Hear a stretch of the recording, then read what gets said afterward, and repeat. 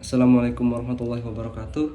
Perkenalkan, nama saya Ibni Yazid dari kelas karyawan dengan NPM 214610014. Di sini saya akan melengkapi tugas akhir statistika dengan presentasi yang akan saya presentasikan dengan judul penyajian data statistik. Sekilas tentang penyajian data. Data merupakan sekumpulan informasi yang diperoleh dari suatu pengamatan, bisa berupa angka, lambang, atau keadaan objek yang sedang diamati. Penyajian data adalah aktivitas yang dilakukan oleh seorang penelitian, baik individu ataupun berkelompok, untuk melengkapi proses pembuatan laporan atau hasil penelitian. Penelitian ini bisa secara kuantitatif maupun kualitatif yang telah dilakukan, sehingga senantiasanya bisa dianalisis sesuai dengan standar keilmiahan. Penyajian data dikenal dengan juga mekanisme yang dipergunakan dalam rangkaian angka numerik atau penomoran agar mudah dibaca, sehingga secara umum data-data penelitian disebut dapat disajikan dalam khalayak umum dengan sangat mudah. Pada penyajian data dibagi menjadi dua, yaitu yang pertama penyajian data berupa tabel dan yang kedua penyajian data berupa diagram. Untuk penyajian data berupa tabel masih bisa ada 3 macam. Yang pertama yaitu tabel baris dan kolom. Untuk yang kedua adalah tabel kontingensi, serta yang ketiga yaitu tabel distribusi frekuensi. Dan juga untuk penyajian data berupa diagram juga ada 3 macam. Yang pertama adalah diagram batang atau balok, yang kedua adalah diagram baris, yang ketiga adalah diagram lingkar atau pie. Untuk penjelasannya, yang pertama yaitu penyajian data berupa data tabel, di mana pada data tabel berupa kolom dan baris, yaitu tabel ini digunakan untuk sebuah data yang hanya memiliki satu kategori atau kelompok saja. Misalnya seperti pensil, pulpen, penghapus, rautan, penggaris, tip X, stabilo, dan lain-lain. Nah, data-data tersebut bisa digabung dalam sebuah data atau kategori kelompok, yaitu jenis-jenis alat tulis. Sebagai contoh, di sini terdapat tabel jumlah dari masing-masing jenis alat tulis. Pada kolom pertama yaitu terdapat jenis-jenis alat tulis seperti pensil, pulpen, penghapus, rautan, dan sebagainya. Dan di kolom sebelahnya atau kolom kedua terdapat jumlah dari masing-masing alat tulis tersebut. Yang kedua yaitu penyajian data tabel berupa tabel kontingensi. Pada tabel ini berbeda dengan tabel baris atau kolom, di mana tabel kontingensi digunakan untuk data yang memiliki lebih dari satu kategori atau kelompok. Sebagai contohnya, pada data gambar di sini diketahui data jumlah kelas siswa berdasarkan jenis kelaminnya. Nah, dari data tersebut memiliki 2 kategori, yaitu kategori kelas dan kategori jenis kelamin. Sebagai contohnya, tabel jumlah siswa kelas 7 menurut jenis kelamin. Pada kolom pertama terdapat kelas, dan kolom kedua laki-laki, dan kolom ketiga adalah perempuan, di mana baris paling atas merupakan jenis kelamin yaitu laki-laki dan perempuan. Pada penyajian data tabel yang ketiga yaitu penyajian data tabel distribusi frekuensi.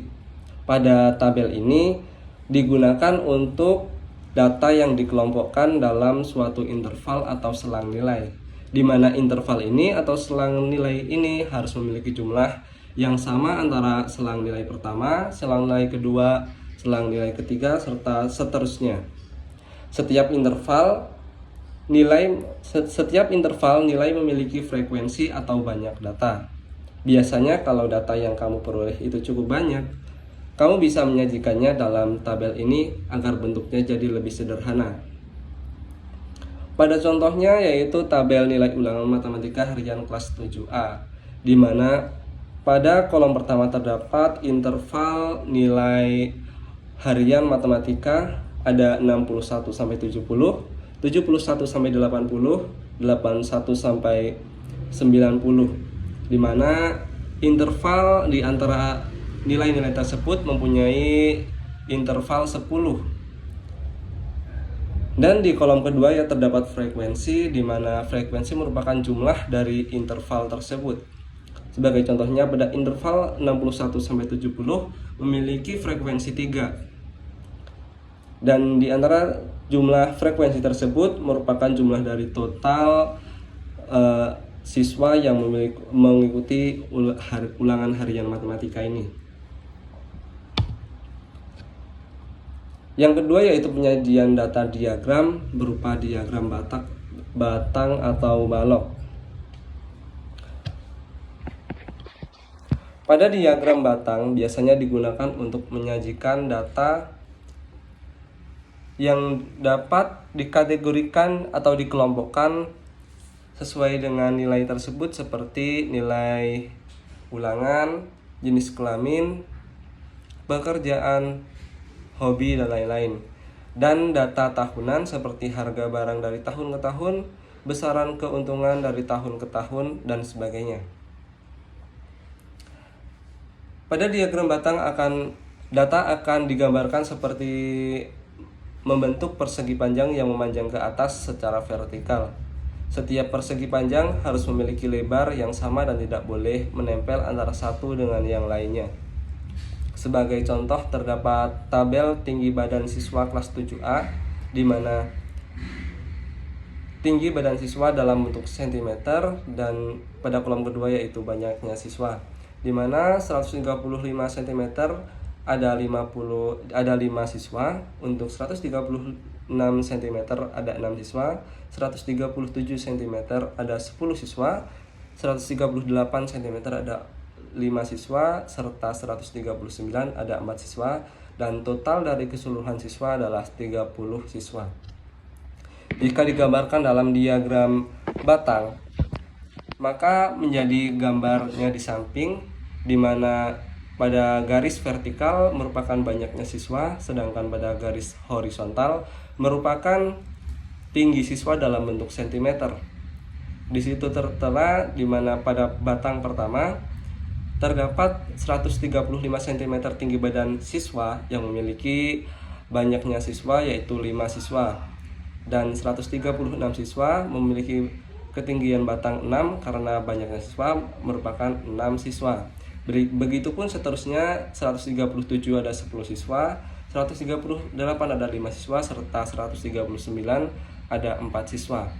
Begitulah cara menggambarkan diagram balok ini. Yang kedua yaitu data diagram berupa diagram garis. Pada diagram garis ini tidak jauh beda dengan diagram batang sebelumnya. Diagram garis biasanya digunakan untuk menyajikan data yang berkelanjutan atau kontinu. Biasanya seperti contoh jumlah penduduk setiap tahun, jumlah produksi barang setiap tahun, perubahan iklim, cuaca pada rentang waktu tertentu, dan lain sebagainya. Sesuai namanya pada diagram garis, data akan digambarkan membentuk sebuah garis. Nah, cara menyajikan data dalam diagram garis hampir sama dengan diagram batang, hanya langkah-langkah akhirnya saja yang berbeda.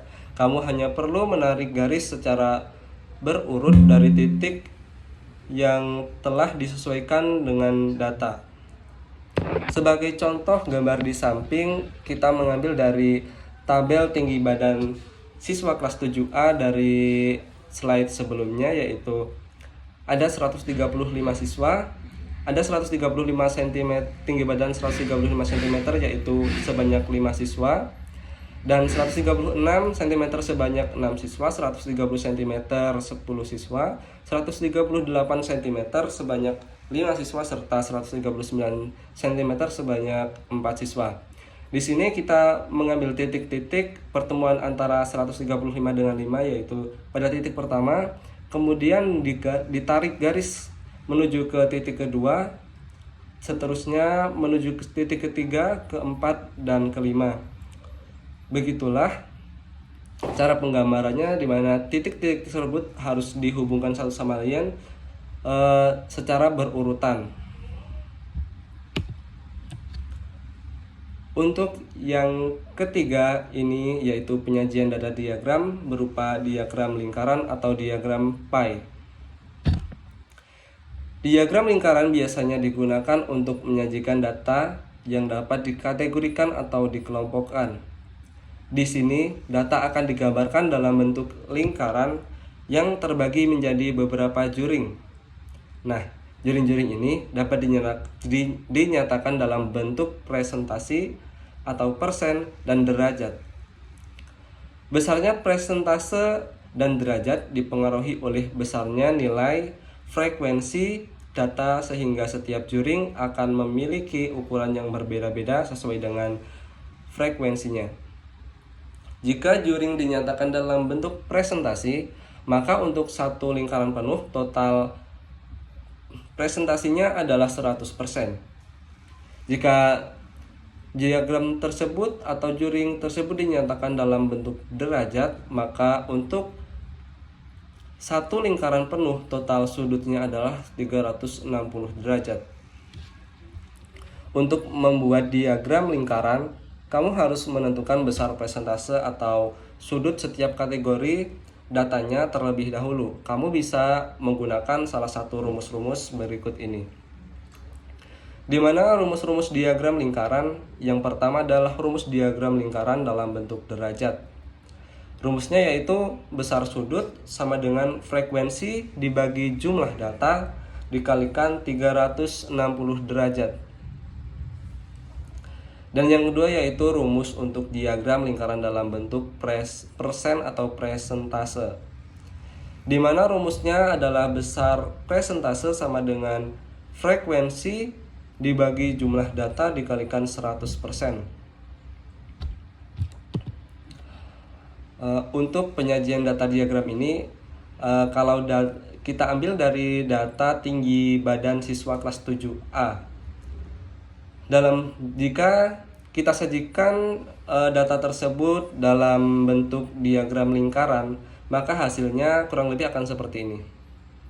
Seperti gambar di samping, yaitu yang pertama adalah diagram lingkaran tinggi badan siswa kelas 7A dalam bentuk derajat. Dimana tadi dalam tabel yang pertama terdapat 30 siswa, di mana siswa yang memiliki tinggi badan 138 cm ada 5 siswa. Untuk yang memiliki tinggi badan 136 ada 6 siswa. Untuk tinggi badan 137 cm ada 10 siswa. Untuk siswa yang memiliki tinggi badan 138 cm ada 5 siswa. Dan siswa yang memiliki tinggi badan 139 ada 4 siswa. Jika dijadikan diagram lingkaran dengan rumus yang tadi, yaitu besar sudut sama dengan frekuensi dibagi jumlah data atau jumlah siswa dikalikan 360 derajat. Dimana untuk tinggi siswa 135 cm sama dengan frekuensi siswa yaitu 5 dibagi jumlah siswa yaitu 30 dikalikan 360 derajat. Maka hasilnya akan menjadi 60 derajat. Begitu pula untuk tinggi badan 136 cm yaitu mempunyai frekuensi 6 dibagikan 10 yaitu jumlah dari seluruh siswa dikalikan 360 yaitu 72. Berikutnya yaitu 137 cm dengan jumlah siswa 10. Jumlah seluruh siswa adalah 30 dikalikan 360 derajat sama dengan 120 derajat. Begitu pula untuk 138 cm dan 139 cm. Maka dari hasil juring-juring tersebut, jika kita jumlahkan, jumlahnya harus 360 derajat sesuai dengan satu lingkaran penuh, yaitu jika kita menambahkan yaitu 60 derajat ditambah 72 derajat sama dengan 132 derajat ditambah 120 derajat, maka jumlahnya adalah 152 derajat. Jumlahnya akan menjadi 252 derajat ditambahkan dengan 60 derajat yaitu 312 derajat ditambahkan 48 derajat menjadi 360 derajat.